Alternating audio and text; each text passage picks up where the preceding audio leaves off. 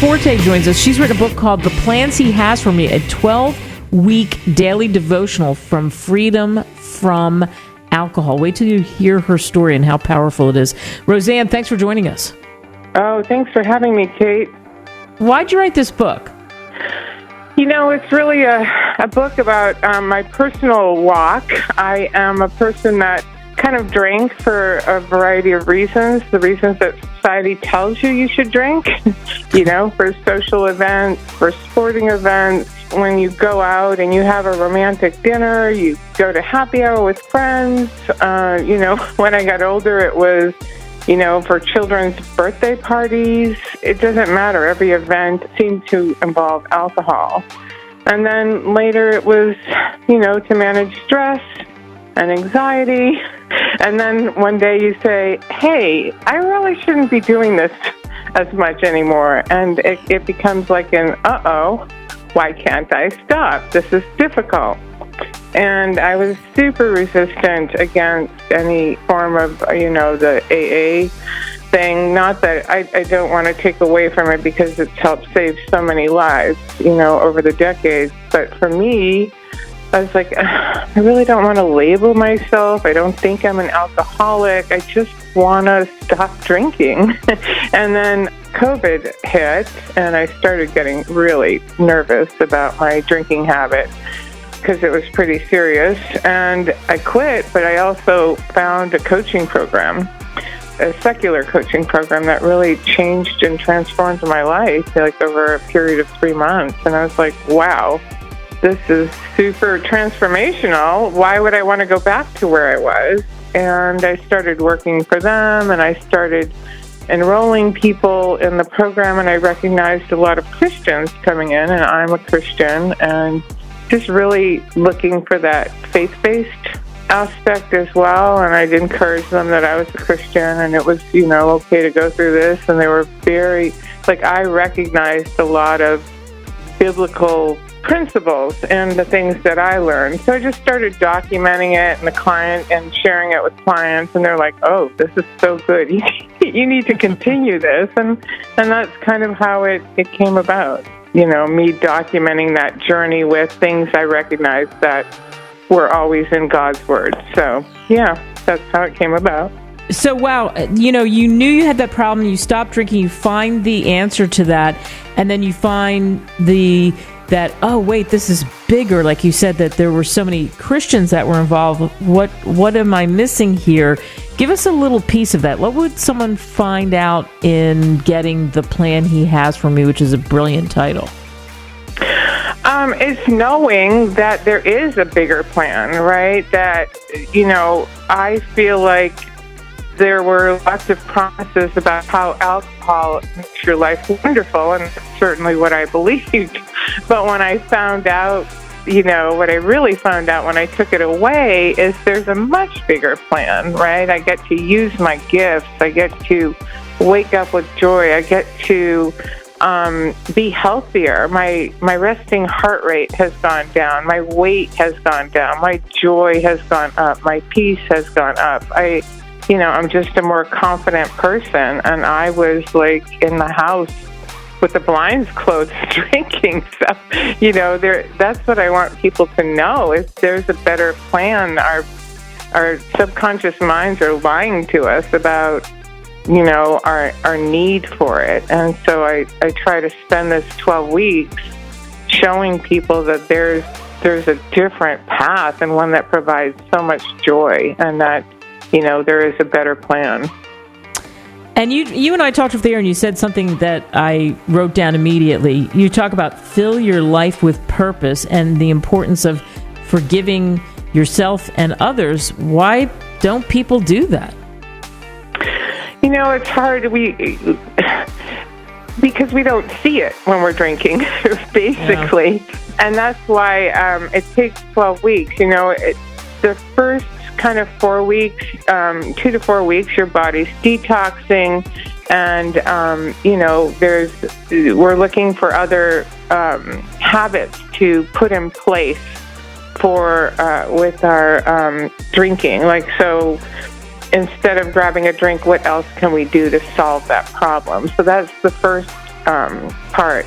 Then the second part is okay, you have all this space in your life. You're not drinking, you're not recovering from drinking, and you're not thinking about how to stop drinking. So we took something out. What are we going to put back in? We have a gift. We've been put on this earth for a purpose. Let's start using that. What have you always wanted to do? What hobby did you used to engage in that you're not anymore? What can you go back to school for that you've always dreamed to do about? You have the time now, right? And we also, in that second 4 weeks, we do focus, as you mentioned, on forgiveness, because a lot of people have these stories that haunt them in their mind. And so we really talk a lot about forgiveness of self and forgiveness of others, so that we don't have to live in the past, that we can look forward to the future, because God doesn't want us to be stuck in our past, because it limits the ability to have purpose and live a life of joy that was intended, really. For you, writing, and again, this book you can get on Amazon or wherever great books are sold, The Plan He Has for Me, a 12-week daily devotional for freedom from alcohol. What was it like putting this together? Because it sounds like, you just wanted to share it with the world. Yeah, and I look back, I'm almost 3 years now, and I look back and it was... I don't think I could write that today. It was written so shortly after the experience of putting alcohol to the side that it's kind of, how you have an experience in life, and the further away you get from it, the harder it is to really be detailed about what you're going through. And so I just I am so appreciative that I wrote this with the experience kind of raw and the emotions raw. And so what I find is as people go through this, they're like, oh my gosh, you're speaking to me. And that is the most wonderful thing. When you buy the book, you have access to a free private Facebook group.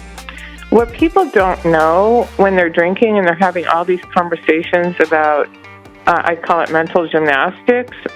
I'll only drink on the weekends. I'll only drink with friends. I'll only drink after 5. I'll only drink on holidays. Right? And when you get into this private group, you realize everyone's having the same thought. And not feeling alone is really important to this walk. Wait a minute, I'm not the only one struggling here. This is pretty typical. And that's what I want people to know, that you're not alone. There's a lot of people that have kind of what I call fallen for the lie. I mean, not everybody is affected by alcohol in this way, but it is a pretty big problem in our society that people don't have an outlet, to try and figure out in a manner that deals with no shame, right? I'm trying to take out all of the languaging about recovery, alcoholic, sober. I'm like, no, I'm choosing to be alcohol-free because it is a much better way to live. And that's, that's something I really want to work hard at getting across, that there doesn't need to be shame and a choice to make your life better. Yeah, and one of the takeaways you told me that I thought was fascinating, too, is about rewiring your brain and that there's a science-based approach here too, right? Yes, thank you for reminding me of that. It is. God designed our brains to, be efficient, and when we learn things, it's stored in our unconscious or subconscious mind. So that's why we can go to and from work without even realizing how we did that. We can be talking on the phone doing something else. And so the same as, good habits can be stored in our subconscious mind, bad habits can be too. And so what we're working on is creating a new neural pathway that feels more natural. Now, that may be a little bit uncomfortable at first because it's not easy to change any habit. But the thing is, the practice, and that's, again, the reason for the 12 weeks, the more you practice, the easier it becomes. So it is a science-based approach, for sure. Yeah, perfect place to end this. Pick it up, the plans he has for me, a 12-week daily devotional from Freedom from Alcohol. Roseanne Forte, thank you so much. Thanks for having me, Kate.